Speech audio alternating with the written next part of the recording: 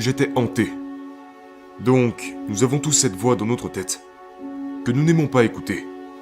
Et puis il y a la voix qui nous réconforte, nous pousse à rester à l'abri, en sécurité, comme une mère qui nous donnerait des cookies et du lait pour nous rassurer. Nous aimons cette voix-là.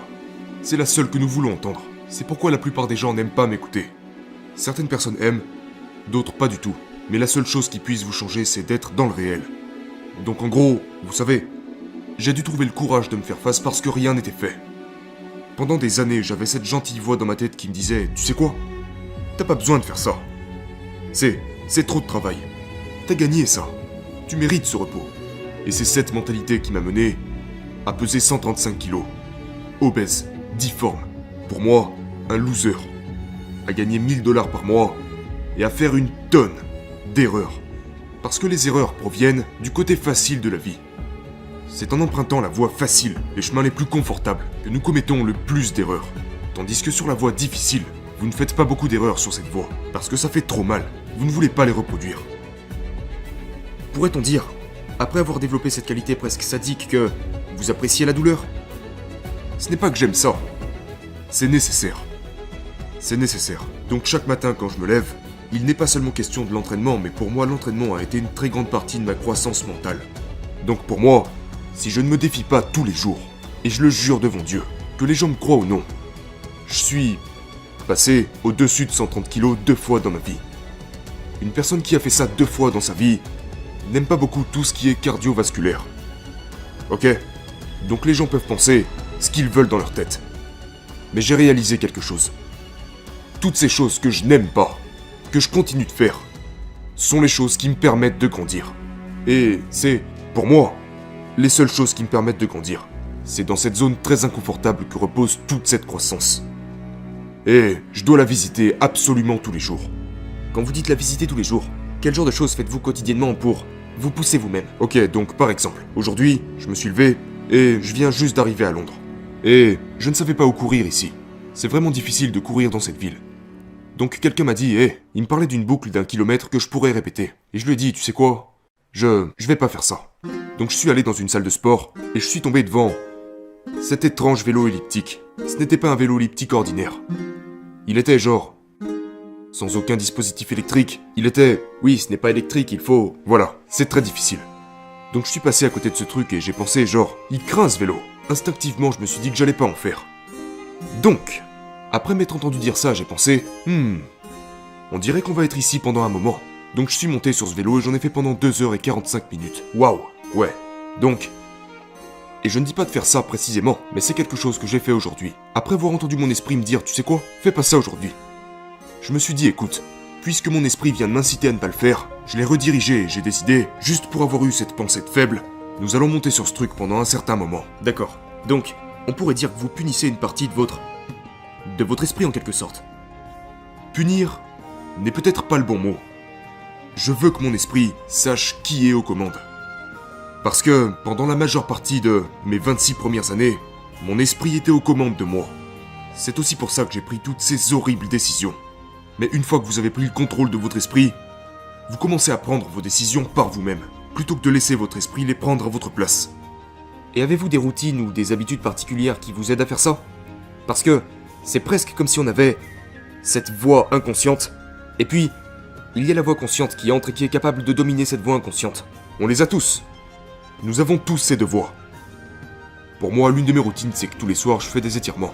Je fais des étirements pendant 2 à 3 heures, absolument tous les jours, sans exception. Et c'est pendant que je m'étire que je réfléchis à mon plan pour le prochain jour. Et je pense aussi à tous les différents obstacles qui pourraient se présenter à moi. Ce qui se passe, c'est que la plupart d'entre nous ne sont pas préparés à la vie. Nous nous levons, et nous espérons que les choses aillent pour le mieux. Peut-être qu'elles iront pour le mieux. Mais ces choses arriveront que vous y soyez préparés, ou que vous n'y soyez pas préparés. La plupart des gens attaquent la vie avec un esprit non préparé. Donc ce que je fais, c'est que j'essaie de tenir compte de toutes les choses qui pourraient arriver, qui risquent d'arriver, qui devraient arriver, et puis il y a les inconnus. Donc en gros, je peux pas prendre en compte chaque chose. Mais je sais qu'il y a des choses qui vont se présenter à moi, pour lesquelles je devrais être prêt. Je sais pertinemment que je n'aurai pas envie de m'entraîner demain. Par conséquent, je prépare mon esprit à ça. Je n'aurais pas envie de le faire. Je sais que j'aurai probablement des décisions difficiles à prendre. Ça pourrait être un appel téléphonique m'annonçant que quelqu'un est mort. Je me prépare constamment à ce qui pourrait arriver. Mais pas de manière morbide, mais plutôt dans le sens où, écoute mec, tiens-toi prêt pour la vie. Ne laisse pas la vie commencer à t'attaquer. À droite, à gauche. Assure-toi de construire et d'entretenir cette armure mentale. Pour être préparé à la vie. Et cela commence vraiment par le côté physique de l'entraînement. C'est en traversant la douleur associée à l'entraînement que l'on construit cette armure mentale. Pensez-vous que beaucoup des choses que vous avez faites, comme les semaines de l'enfer que vous avez traversées et tout ça, pensez-vous que cela a créé cette armure mentale? Ça y a contribué. Mais, honnêtement, j'ai réalisé à un jeune âge que c'est par la discipline que l'on peut changer. Et l'armée ne m'a pas appris ça. J'avais zéro discipline. Zéro autodiscipline. Et j'ai réalisé que je devais commencer à développer ça. Et j'ai vraiment commencé à développer ça au moment où j'étais terriblement mauvais en lecture. Pareil pour l'écriture. J'avais tellement d'invalidité et de retard par rapport à mon âge. Donc je me suis assis à cette table et j'ai commencé à passer toutes mes journées. À apprendre, à lire, à écrire, à étudier. Et ensuite j'ai en quelque sorte transféré cette autodiscipline dans l'entraînement. Donc, c'est là que ça a commencé. Ça a commencé quand j'avais environ 16 ans et que je me suis dit ok, j'ai un niveau de lecture de CE2. Tu sais, laissez-moi aller de l'avant maintenant et vraiment commencer à me concentrer parce que je ne pourrai pas entrer dans l'armée si je ne réussis pas cet examen. C'est là que tout a commencé pour moi. Je pense qu'une des choses qui vous a rendu si populaire, c'est que vous avez développé toutes ces grandes forces, mais vous partagez ce qui s'est passé avec votre père, vous partagez ce qui s'est passé vis-à-vis de vos troubles d'apprentissage, de votre dyslexie, et au final vous êtes presque là, genre, ouais, je connais mes forces, mais je connais aussi mes faiblesses, mes défauts, mes vulnérabilités, tout aussi bien. Et vous reconnaissez en quelque sorte les deux. Ouais, pensez-vous que c'est important? C'est très important. Il est beaucoup plus important de reconnaître ses points faibles. Et vous devez vraiment vous concentrer sur eux. Parce que vous voulez devenir un être humain à part entière. On aime fuir nos faiblesses. Comme par exemple, si tu es doué pour courir, tout ce que tu veux faire c'est courir. Si tu es doué en lecture, bizarrement t'as une bibliothèque. Mais nous ne faisons pas ces choses auxquelles nous ne sommes pas bons. Donc pour moi, je me suis rendu compte, putain mec, genre, plutôt que de fuir ces choses pour lesquelles je ne suis pas doué, je dois plonger dans ces choses. Je dois faire qu'un avec ces choses. Et c'est ce que j'ai fait. Donc je me dois de reconnaître les deux. Et je me dois de parler très ouvertement des deux.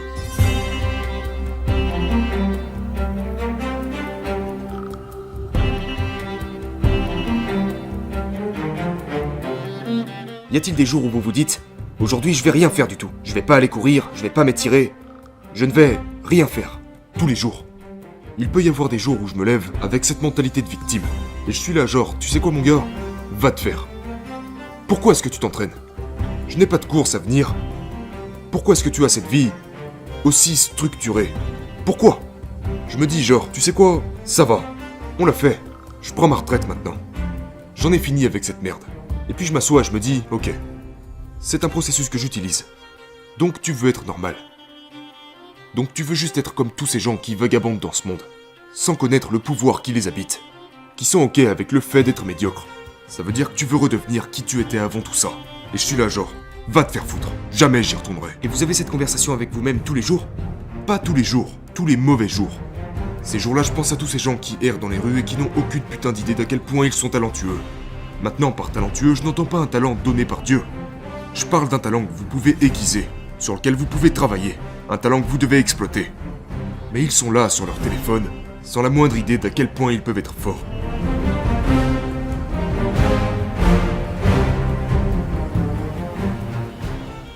Donc, vous semblez être vraiment engagé, vraiment concentré, pleinement focalisé sur vos objectifs et vos valeurs. Comment quelqu'un qui est ordinaire, ou qui serait en train de nous écouter ou de nous regarder, pourrait s'engager davantage et accomplir plus de choses? L'une des choses les plus importantes que vous devez faire est d'éteindre la technologie. Vous devez faire taire tout ça. Rappelez-vous que vous devez être seul avec votre esprit. Et vous écarter des gens. Parce que nous aimons être entourés. Nous aimons parler, nous aimons les fêtes, nous aimons tous ces trucs. C'est ok d'être seul. C'est aussi ok d'être malheureux. C'est ok d'être malheureux parfois. C'est ok de réaliser, tu sais quoi mec? Je suis paumé. Nous devons commencer par regarder la vérité en face. Qui es-tu? Tenez-vous vraiment responsable. Donc vous vous demandez, ok, qui suis-je? Quelle est la vérité à propos de moi? Entrez dans cette zone sombre de votre esprit et cherchez. Ça peut prendre des mois, ça peut prendre des années. Puis déterminez quelle est votre mission. Déterminez ce que vous voulez être dans la vie. Et puis ensuite, à partir de là... Ok, j'ai trouvé mon but. Et ça peut vous prendre beaucoup de temps. La plupart des gens ne connaissent pas leur but parce qu'ils sont constamment noyés dans le bruit. Donc trouvez votre but. Après ça, ok. Maintenant, il y a la planification. Les gens adorent la planification parce que c'est très confortable. Mais une fois que vous avez votre plan, maintenant il faut le mettre à l'exécution. Et c'est dans la phase d'exécution que les gens s'énervent. Parce que c'est là que le vrai travail commence. C'est là que l'échec se manifeste encore et encore. Mais c'est la phase obligatoire.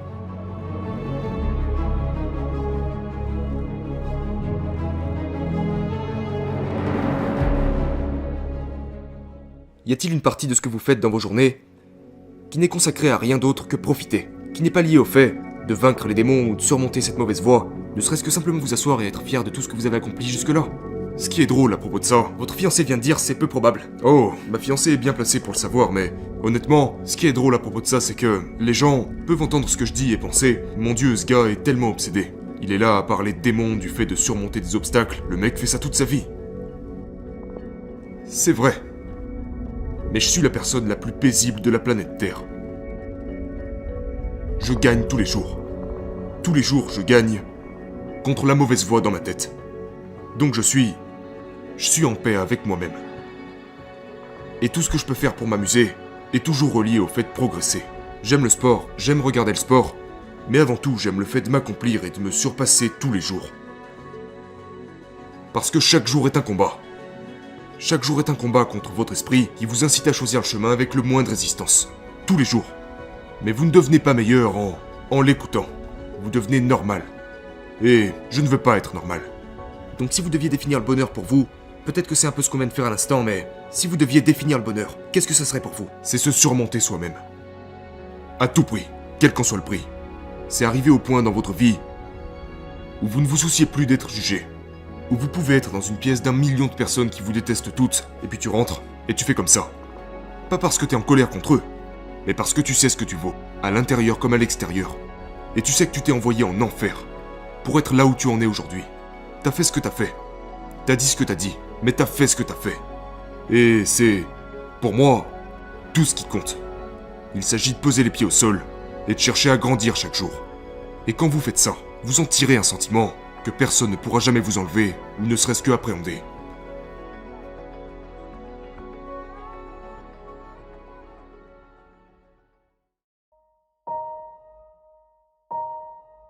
Ce qui m'énerve le plus aujourd'hui, c'est que tellement de personnes ont cette capacité. Mais ils n'ont jamais pris le temps de chercher ce qu'ils veulent dans la vie. Donc ils disent « Il est fou !»« Je suis fou !» Ils m'attribuent tous ces adjectifs. Tu sais ce qui pousse les gens à nous attribuer ces adjectifs ? C'est le plus grand séparateur de tous les temps. Il permet aux gens de rester bien au chaud dans leur zone de confort en disant « Il est juste fou, il est spécial, il est unique ». Ça leur donne une échappatoire. Ça les rassure de dire ça, parce qu'on est différent. Non, nous avons trouvé ce que nous voulons dans la vie. C'est tout. C'est tout. Et beaucoup de gens, ils sont tous confus.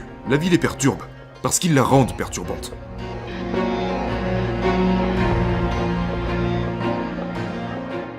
Donc, dans la course de 160 km que j'ai faite sans m'y être préparé, et je ne m'étendrai pas beaucoup à ce sujet, parce que je l'ai déjà fait dans mon livre. En gros, j'ai couru 161 km en 19 heures et 6 minutes non préparé. J'étais complètement exténué, j'urinais du sang sur mes jambes, j'avais encore 48 km à faire. C'était horrible, la pire douleur de toute ma vie. Mais pendant ces 19 heures et 6 minutes, c'est tout ce que c'est. J'ai vécu 100 ans. J'ai réussi à condenser 100 ans. En 19 heures et 6 minutes. Toutes les émotions, les hauts, les bas, les blessures, les échecs, les succès, les victoires. Tout ce que vous pouvez mettre dans une vie, je l'ai condensé en 19 heures et 6 minutes. Et la beauté qui en ressort de l'autre côté, c'est ce qui s'est passé dans ce laps de temps, quand t'es au 112e kilomètre et que t'es complètement éteint, que ton corps est littéralement détruit et qu'il te reste 48 km à faire. Ce n'est pas 48 km qu'il te reste. C'est 48 km dans la pire forme de toute ta vie. Et c'est pendant ces 48 km que j'ai craqué le code de l'esprit humain. Une partie de l'esprit que très peu de gens sont capables d'examiner. Pourquoi ? Parce qu'ils ne sont pas prêts à y aller. Vous devez atteindre un point de vue complètement différent. Et ce point de vue est tellement intense que très peu de gens arrivent ne serait-ce qu'à comprendre de quoi il s'agit. Parce qu'ils n'ont pas en eux, ce qu'il faut pour aller là-bas. Il s'agit de se rendre en plein cœur de la peur, de la souffrance, de la douleur, du doute, c'est alors que votre esprit, s'il sait que vous n'allez pas abandonner, alors il s'ouvre. Et une fois qu'il est ouvert, c'est ma règle des 40%. Une fois que vous avez permis à votre esprit de s'ouvrir en lui montrant que quoi qu'il arrive, vous n'abandonnerez pas, il en trouve plus. Il trouve plus de concentration, il trouve plus de puissance, plus de niaque.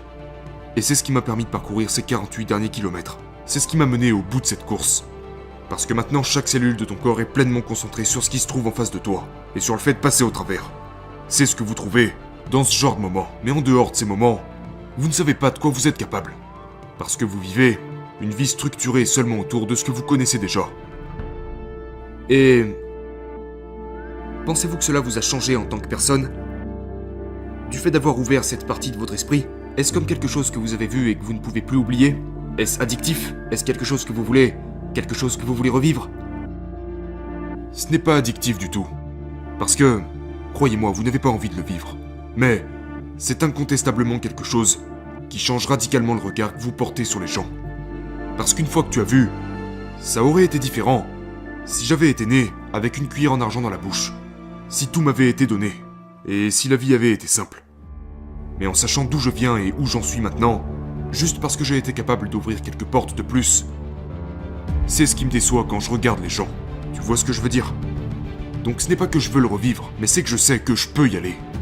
Et, une fois encore, je sais que d'autres personnes peuvent y aller. Donc je suppose que c'est ce qui me différencie des autres. C'est que maintenant je sais que j'ai la capacité de me rendre dans un espace si profond de mon esprit qui me permet d'accomplir des choses plutôt incroyables. Pas parce que je suis incroyable, mais parce que j'ai permis à mon esprit de s'ouvrir aux possibilités quant aux choses que je peux réaliser.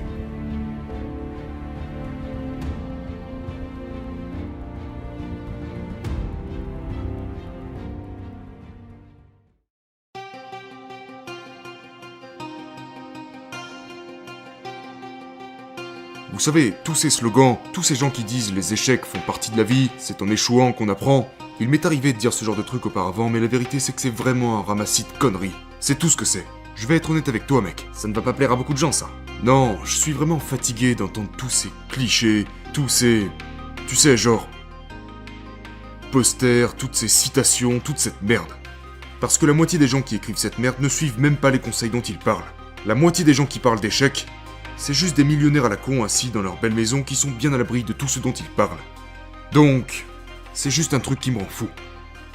La raison pour laquelle je crois que je peux légitimement parler d'échecs est parce que je continue de faire face à l'échec d'une manière significative et parce que je vis tout ce que je dis. La plupart des gens, quand ils parlent de ces choses, se basent sur leur passé. Ils se basent sur ce qu'ils avaient l'habitude de faire. Mais est-ce que tu fais encore ça aujourd'hui ? Donc, pour moi, l'échec, c'est quelque chose dont vous devriez avoir peur. Vous devriez en avoir peur. Mais c'est aussi pour ça que vous devriez aller là-bas et vous mettre au défi d'échouer. Parce que si vous n'échouez jamais dans ce que vous faites, ça signifie que vous fixez vos objectifs de sorte à facilement les atteindre. De sorte à réussir tout ce que vous faites. Ça veut aussi dire que vous ne fixez pas la barre assez haute. Donc, en ce qui me concerne, ok, je vais sortir et aller casser le record du monde de traction. Objectif noble. Sauf que j'ai échoué 2 fois avant d'y arriver. Je savais, après avoir traversé tout ce que j'avais traversé dans ma vie, la formation des missiles, 3 fois avant d'y arriver. Tout ce que j'avais fait dans ma vie, ça m'a presque toujours pris 3 fois avant de réussir. Je savais que j'avais une énorme possibilité d'échouer. Mais voilà ce que l'échec m'a apporté. Par exemple, quand tu regardes un film. Quand tu regardes un film sur une personne qui n'arrête pas d'échouer, mais qu'à la fin, il réussit. Comment tu te sens après avoir regardé ce film ? J'adore ça. Incroyable, pas vrai ? Oui. Eh bien, je suis devenu cette personne. Je veux ressentir pour moi ce que je ressens quand je regarde ce genre de film. Quand je vois Rocky se faire botter le cul, ou toutes ces différentes choses liées à l'échec, je me visualise passer par tout ça et je me dis, mon Dieu, comment tu te sentiras quand toi aussi t'y seras enfin arrivé ? C'est ce que l'échec m'a apporté. Quand je regarde ce genre de choses ou quand je vois quelqu'un comme ça qui finit par réussir, je me dis genre, c'est ça que je veux. Mais c'est l'échec qui provoque ce sentiment. Si l'échec n'est pas impliqué, tu n'auras pas ce sentiment. Si tu avances et que tu réussis tout ce que tu fais, tu penseras genre, ouais, ok, je suis bon. Mais ce qui vous prend des années, des mois, des années à accomplir, parce que vous n'arrivez tout simplement pas à surmonter les obstacles, mais vous continuez de revenir à la planche des seins. Vous recherchez ces quelques secondes. après avoir enfin compris l'équation. Quelle que soit l'équation en question par laquelle vous passez, pour réussir. Je vis pour ce sentiment. Mais je ne peux pas avoir ce sentiment sans passer par « Fuck ! J'ai raté cette équation. J'ai encore raté, j'ai encore raté, j'ai encore raté. » Oh, ça y est, j'ai compris. Et vous commencez à le sentir avant de réussir. Avant même de commencer à vous dire que vous avez une chance. Et puis une fois que vous avez réussi, le sentiment est indescriptible. Et maintenant vous prenez ce sentiment de succès et ses échecs associés et vous le mettez dans le pot à cookies. Et vous dites, toi là, je vais revenir te chercher quand j'aurai besoin de toi. Sur la route de ma vie, je vais revenir vers toi. Donc en gros ce que vous dites, c'est que le niveau de satisfaction dans le succès est directement proportionnel à la taille des échecs. Plus les échecs sont gros, meilleur est le sentiment de succès. Est-ce que ça devient addictif ? Ça l'est. Ça l'est. Ça devient tellement addictif que l'échec finit par ne même plus te déranger. Parce que tu sais maintenant que je vais juste foncer. Sur le prochain essai, j'ai mordu sur quelque chose de vraiment gros. Ce qui veut dire que les sentiments le seront tout autant. Donc, ce que je dis c'est que il faut passer par l'échec pour atteindre le plus beau sentiment de ce monde.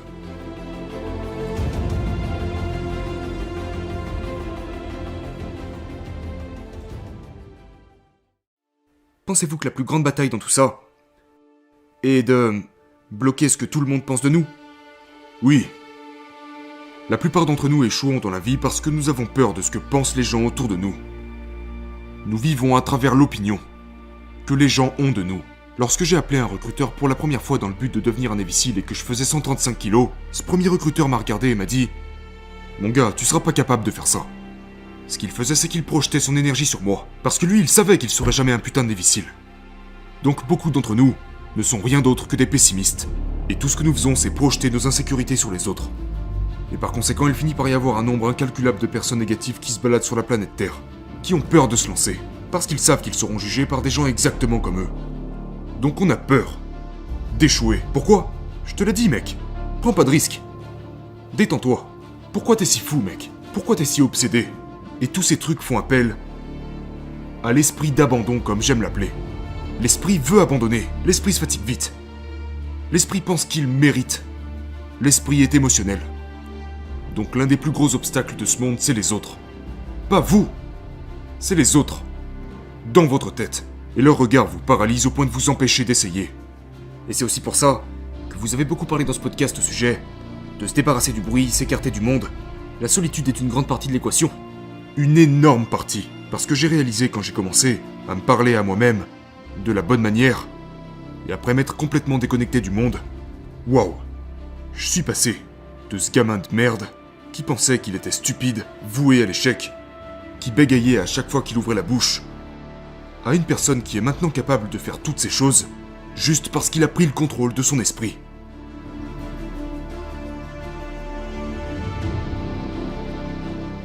Quand t'arrives au point où t'en as vraiment rien à foutre, t'es dangereux.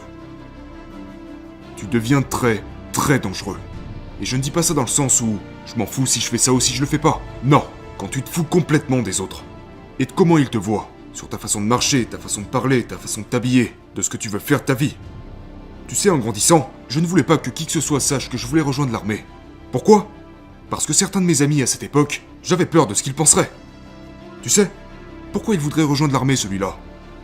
Comment tu veux faire ça ? J'avais peur de ce que les autres penseraient de moi. Ne pensez-vous pas qu'en faisant comme ça, vous risquez de devenir un petit peu froid ? Si vous ne vous souciez jamais de ce que pensent les autres ? Si vous ne vous souciez pas par exemple de ce que pense votre fiancé ou vos enfants ? Eh bien justement, c'est pour ça que vous devez vraiment comprendre ce que ça implique. Si votre fiancé et vos enfants ne croient pas en vous, vous ne pouvez pas vous arrêter à ça. Ça veut dire que vous avez choisi le mauvais personnel de soutien. Il doit y avoir... C'est pourquoi les gens ne se comprennent pas bien les uns les autres. Votre personnel de soutien. Genre, si je veux sortir et faire... Peu importe ce que c'est. Mon personnel de soutien est... Tu sais, ma fiancée. Et si elle me dit genre, tu sais quoi, je pense pas que tu devrais faire ce que t'es sur le point de faire. Alors je me dois de lui demander, vous savez, pourquoi ? Je me dois d'entendre son point de vue et lui demander, d'accord, pourquoi tu penses que je devrais pas ? Mais si elle dit ça à cause d'elle, ce n'est pas une bonne chose. Donc vous devez être vraiment clair à propos de ce genre de choses.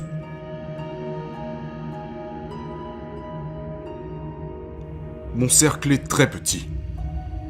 Je m'assure je ne sélectionne pas n'importe qui. Et d'ailleurs, je ne veux pas de gens dans ma vie qui sont là, genre, à me féliciter pour tout ce que je fais.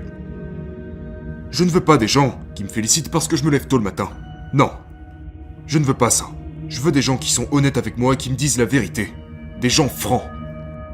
Des gens honnêtes et francs. Donc une personne qui serait honnête et franche avec toi, c'est une personne qui serait capable de te dire « Hey, tu sais quoi? T'as été plutôt con sur ce coup-là.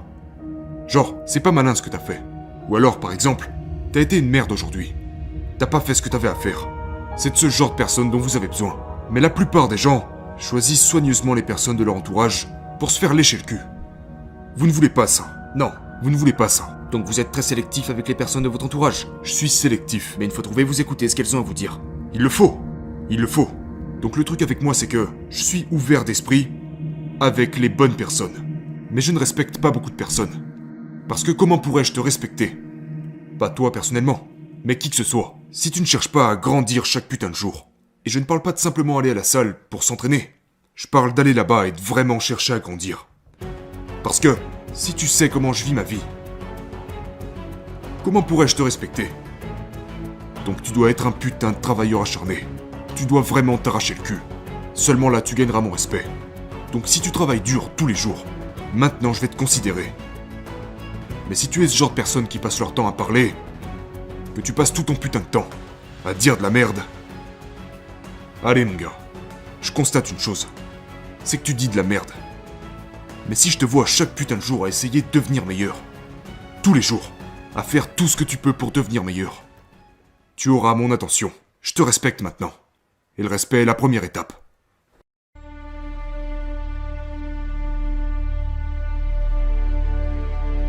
Vous avez parlé de l'esprit. Mais pour ce qui est de vos émotions, de comment vous vous sentez, voyez-vous cela comme quelque chose de similaire ou de différent ou...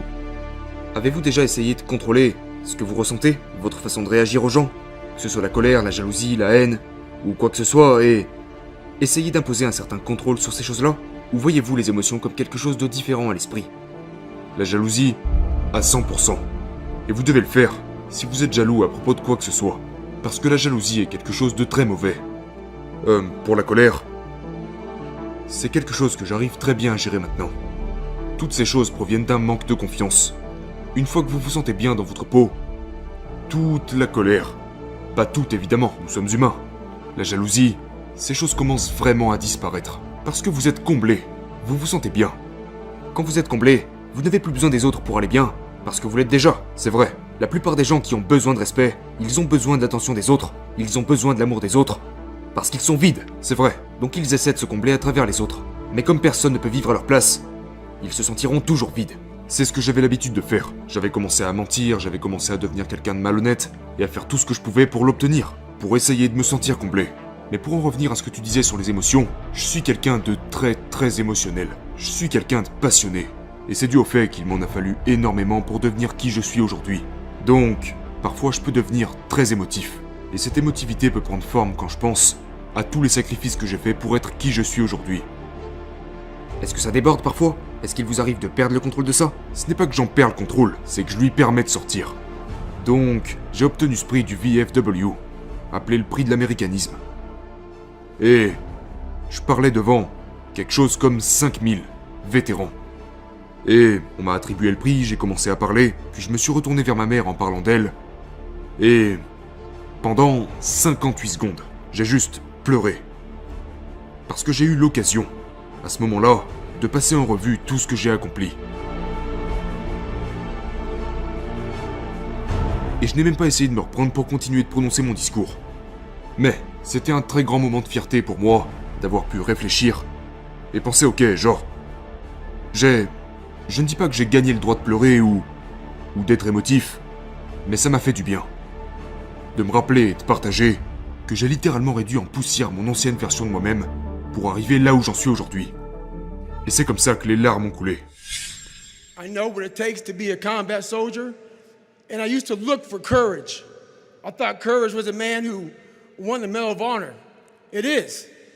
But courage is a man who's willing to put those boots on every single day of his life to go out there and fight for this country when nobody even knows what the hell they're doing or where the hell they're at. You do it for the man beside you. Thank you. Donc, ouais, l'émotion est une chose magnifique. Par contre, si vous êtes émotif, c'est pas bon. Mais si vous êtes capable de montrer vos émotions au bon moment, je pense que c'est une bonne chose. Donc il est toujours question d'exercer un certain contrôle. Oui, parce que tu veux être au contrôle de ton esprit. Tu veux être aux commandes de ton esprit. Les personnes émotives ne sont pas au contrôle. Leurs émotions contrôlent tout ce qu'ils font. Et ce que font les gens émotifs, c'est, comme par exemple, j'ai toujours dit ça, ils peuvent avoir une belle vie. Un mari, une femme, des enfants, toutes les choses qu'ils veulent. Mais ils seront toujours impactés par les choses qu'ils n'ont pas, à cause de leur émotivité. Et cette émotion les font se concentrer sur ce qu'ils n'ont pas. Leurs émotions les font se concentrer sur tout ce qui est négatif. Ils s'apitoient sur tout ce qu'ils n'ont pas, sur tout ce qui n'arrive pas. Et leur esprit aime ça. Ils aiment parler aux autres d'à quel point la vie est merdique, etc. Je veux dire, pensez-y. Les gens aiment râler et se plaindre à propos de tout. Donc t'es là à passer des semaines, des mois, des années, à te plaindre à propos des mêmes conneries. Mais qu'est-ce que t'as fait? Rien. Il n'y a pas de solution à ça. Mais la plupart d'entre nous le font. Ils sont toujours en train de regarder chez les autres, de critiquer, jalouser et se lamenter. Et ils vivent en permanence dans cet état émotionnel stérile et auto-saboteur. Et ils ne font rien de leur vie. Ces gens ne font rien de leur vie.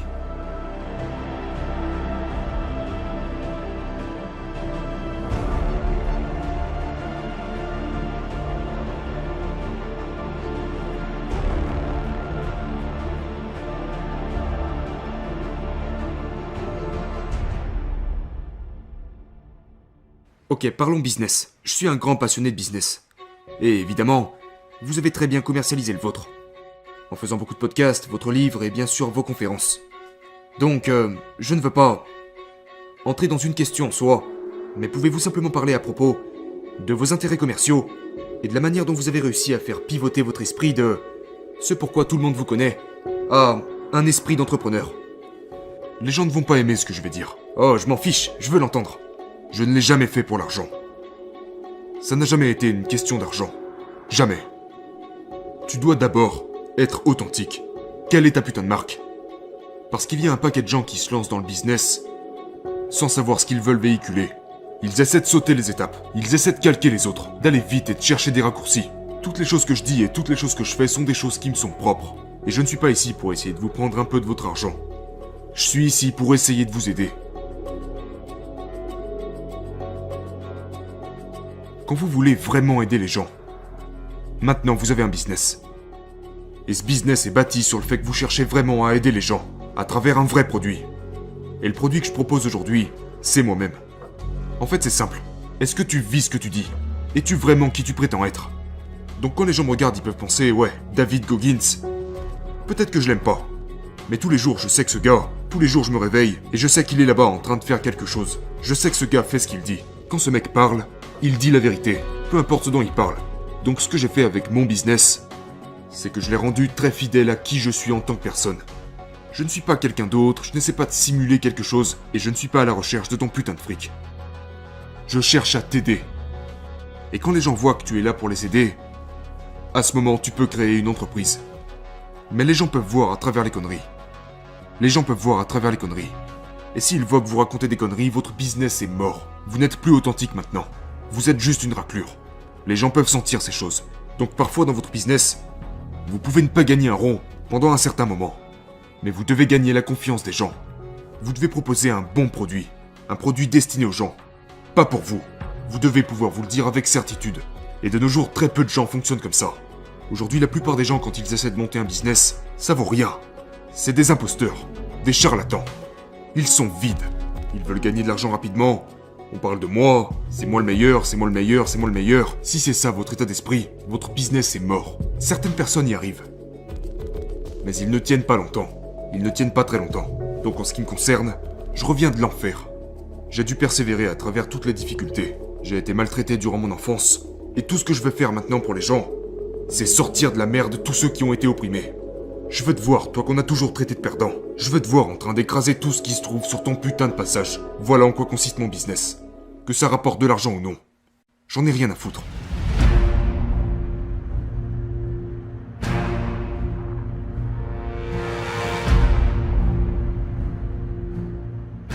Quel est le meilleur conseil que vous ayez jamais reçu? Vous souvenez-vous de ce qu'il était? Le meilleur conseil que j'ai reçu n'était en fait pas vraiment un conseil. C'était mon grand-père.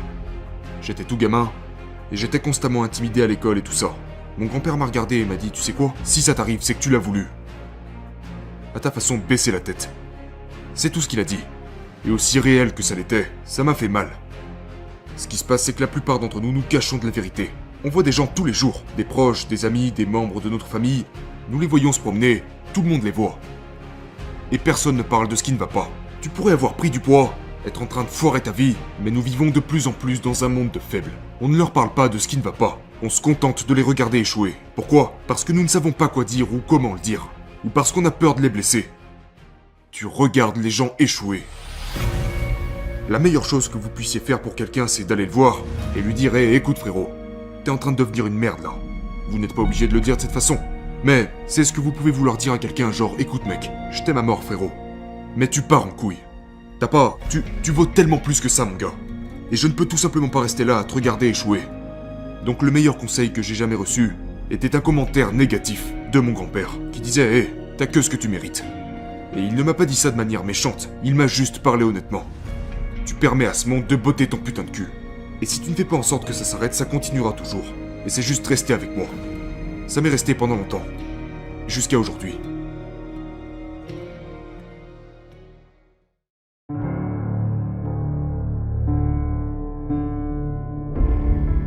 Le pire conseil que j'ai jamais reçu provenait d'un agent. Et il m'a dit, si tu auto-publies ton livre, tu vendras peut-être 5000 exemplaires dans toute ta vie. Si tu fais ça tout seul, personne n'achètera ce livre. Sauf que j'ai vendu des millions d'exemplaires en 7 mois. Donc si j'avais suivi son conseil, nous savons tous comment ça se serait terminé. Ce gars aurait été très content de son coup et moi très contrarié. Donc certains des conseils que vous obtenez, les pires conseils que vous recevez, la plupart du temps, sont les meilleurs conseils pour ceux qui vous les donnent. La plupart des gens vous donnent des conseils qui fonctionnent pour eux, en particulier dans les affaires. Donc assurez-vous une fois encore d'avoir ce bon et solide noyau de personnes autour de vous qui se soucient vraiment de ce qui est le mieux pour vous, et non de ce qui est le mieux pour eux.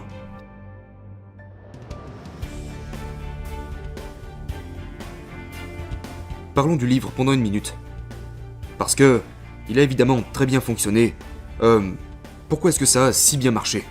Est-ce que c'est le fait que vous l'avez très bien promu à travers tous les podcasts auxquels vous avez participé, ou c'était juste votre message qui est devenu viral? Pour quelle raison pensez-vous que ça a si bien marché? Ça a fonctionné parce que j'étais connu comme ce gars surhumain. Puis je suis allé sur ces podcasts et je me suis montré vulnérable. J'ai dit la vérité. Et la vérité commence à votre ligne de départ. Je me suis présenté et j'ai dit la vérité à propos de ma vie. Du genre, écoute mon gars, je suis désolé de te décevoir, mais je ne suis pas celui que vous pensez que je suis. Alors oui, j'ai bel et bien accompli toutes ces choses, mais c'est de là que je viens. Et quand vous êtes capable de vous montrer vulnérable, tout en étant un dur à cuire en même temps, on en arrive presque à... Les gens recherchent des permissions. De nos jours. Et je ne dis pas que je suis le détenteur de permission, mais genre, pour un gars comme moi qui surgit de nulle part, après toutes les choses difficiles que j'ai faites, je suis connu comme l'homme le plus résistant du monde. C'est juste un surnom qu'on m'a attribué. Sauf que quand t'es connu comme ça, les gens voient toutes ces choses difficiles que tu fais, mais t'es là genre, oh mon gars, regarde ça. Et tu ouvres la porte aux gens. Et ma vie... Non seulement, je n'étais pas le gamin le plus intelligent, il y a eu les troubles d'apprentissage, j'ai été maltraité par mon père, mon beau-père qui a été assassiné, les problèmes de bégaiement, d'obésité, et la liste continue encore et encore et encore. J'ai brisé les barrières de la couleur. Donc une fois, quand je travaillais sur la sortie de mon livre, j'ai rencontré des gens qui étaient censés m'aider. Ils m'ont regardé et m'ont dit « Écoute mec, seulement 15% des Américains sont noirs. » Ok, où voulez-vous en venir? Ils pensaient que mon livre serait seulement acheté par des noirs. Sauf que des millions de personnes l'ont acheté, et la majorité d'entre eux sont blancs. La raison pour laquelle je dis au début de mon livre que le héros de cette histoire n'est pas moi, mais vous, est parce que mon but est de vous faire réfléchir à votre vie. Quand vous écoutez un podcast, ou que vous écoutez un livre audio, ou que vous lisez un livre, vous êtes seul. La plupart d'entre nous refusons de nous montrer vulnérables devant les autres. Mais nous sommes très vulnérables quand nous sommes seuls. Donc je veux te parler comme si nous étions seuls. Même si des millions de personnes ont lu ce livre, il a été écrit pour chaque individu. Parce que ces histoires que je raconte, je suis pas le seul à les avoir vécues. Et je veux que les personnes concernées soient là genre « Oh ouais, moi aussi j'ai vécu cette merde. Je sais ce que ça fait, mais je n'en ai jamais parlé aux autres. Donc j'ai brisé ces barrières-là, et je l'ai aussi fait en podcast. Je me suis dévoilé, et je vous donne des outils. Les outils. Pour traverser ces conneries. Mais pas du genre 5 étapes à la con. Non, je me suis rendu au cachot. J'étais le cobaye. J'ai trouvé les réponses. Et maintenant je les partage. Je suis pas ce genre de gars assis confortablement dans une pièce qui dit « Oh, ça serait un bon putain de livre. Je vais trouver les 5 étapes pour y parvenir et écrire un livre à ce sujet. » Non. J'étais la personne. J'ai expérimenté ces choses. Vous savez, je ne suis pas un théoricien. Je suis un praticien. Et les gens voient ça.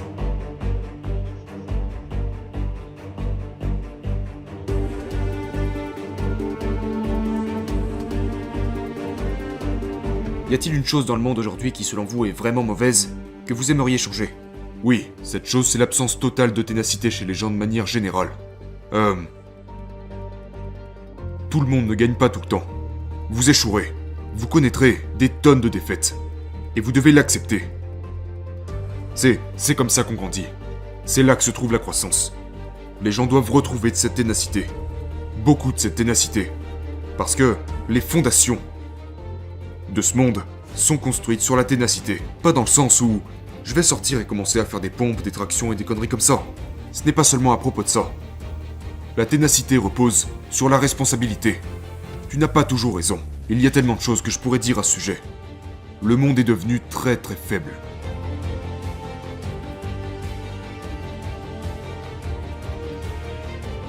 C'est facile de nos jours. Nous sommes tellement, la technologie est tellement rapide. Aujourd'hui, plus personne ne va à la bibliothèque. Pourquoi? Il suffit d'aller sur Google. Tout est facile. Plus personne n'a froid. Plus personne n'a chaud. Tout est exactement comme nous le voulons. Tout est exactement comme nous le voulons, au moment où nous le voulons. Aujourd'hui, c'est le monde dans lequel on vit. Tout est à portée de main. Et cela nous empêche d'utiliser l'arme la plus puissante au monde, qui est notre esprit. Tout est facile. Et c'est pour cela que quand les choses deviennent difficiles, comment pouvez-vous compter sur le pouvoir de votre esprit quand vous êtes habitué à ce que tout soit facile? Les gens n'utilisent pas assez leur esprit.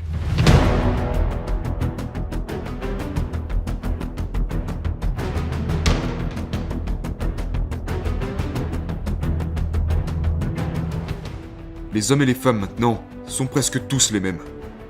Je vois des femmes porter leur sac, je vois des femmes ouvrir la porte à leur mari. Toutes ces coutumes et cette civilité, toutes ces choses sont en train de disparaître. Genre, vous savez, à la seconde où l'avion atterrit à l'aéroport, tout le monde se lève pour sortir, plutôt que de demander à la femme à côté de vous si elle n'aurait pas oublié son sac juste là.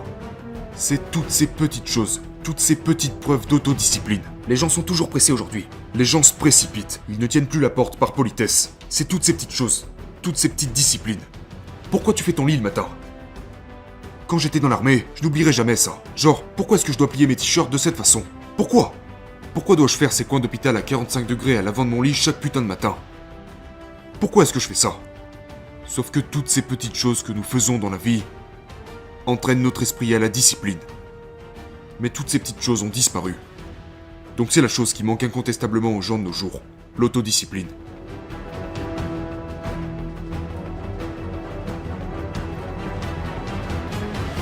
Ça en revient aussi à ce que je dis quand je parle de gagner la bataille du matin. Donc, chaque matin, je me lève et je dois gagner cette bataille contre moi-même. Les gens me demandent pourquoi est-ce que tu dis ça? Eh bien parce qu'il y a beaucoup de choses que vous pouvez contrôler. Quand vous vous réveillez, vous faites votre lit, tu fais ton lit, tu t'assures que ta maison est propre, tu t'assures de correctement déjeuner, de prendre ta douche, de te raser, peu importe ce que tu fais, tu prends le contrôle, tu n'appuies pas sur le bouton snooze. Pourquoi tu ne dois pas appuyer sur le bouton snooze? Parce qu'alors tu te réveilles en ayant déjà échoué. T'as déjà pris du retard. Que se passe-t-il quand t'appuies sur le bouton snooze? Eh bien, tu ne peux plus faire ton lit. T'as plus le temps de te coiffer comme tu le voulais. T'as plus le temps de choisir les bons vêtements. Gagner la bataille du matin, on revient juste à ça. Il s'agit de te réveiller à l'heure et de prendre le contrôle sur ces choses-là. Parce qu'une fois que vous quittez votre maison, le monde vous attaque. Et c'est pourquoi je déconseille à tout le monde au réveil de regarder immédiatement son téléphone portable. Tout le monde fait ça. Ils se lèvent et la première chose qu'ils font, ils regardent leur téléphone. Sauf que vous trouverez peut-être des mauvaises nouvelles dessus. Donc à quoi ressemble le début de ta journée? Je vais pas à la salle, je fais pas mon lit. Toute ton attention maintenant est absorbée par ce téléphone. Et c'est comme ça que ta journée commence. T'as perdu le contrôle. Donc une fois que vous gagnez ça, une fois que vous avez gagné la bataille du matin, maintenant vous sortez de chez vous en ayant déjà gagné quelque chose. Vous sortez de chez vous, vous pouvez perdre votre emploi, vous pouvez subir un mauvais coup, mais vous avez gagné quelque chose. Vous allez au combat en ayant déjà gagné quelque chose. Vous avez déjà gagné, tandis que si vous appuyez sur le bouton snooze, vous sortez en étant déjà vaincu. Vous avez déjà du retard. Non, là t'as gagné quelque chose. Tu te sens mieux dans ta peau. Donc maintenant t'es capable de prendre des coups en cours de route.